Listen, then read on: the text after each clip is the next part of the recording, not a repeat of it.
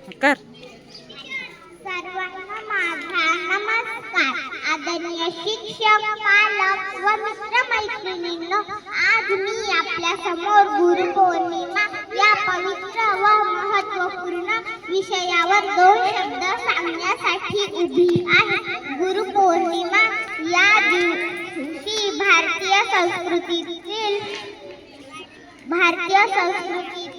एक फारच पवित्र आणि आदरयुक्त सण आहे. गुरु म्हणजे ज्ञान देणारा, अंधारातून प्रकाशाकडे नेणारा मार्गदर्शक. तर पौर्णिमा म्हणजे पूर्ण चंद्राची रात्र.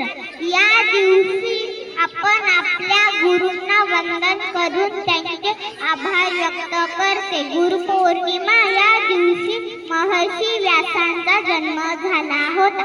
त्यांनी वेदाचे विभाजन करून वेदांतचे पुराणे, महाभारत आणि भगवद्गीता यांसारखे ग्रंथ मानव जातीला दिले. म्हणून या दिवसाला व्यास पौर्णिमा असेही म्हणतात. त्यांच्या स्मरणार्थ आपण हा दिवस आपल्या गुरूंच्या पूजनासाठी साजरा करतो. गुरूंचे महत्त्व सांगणाऱ्या कथा व अनुभव सांगितले जातात.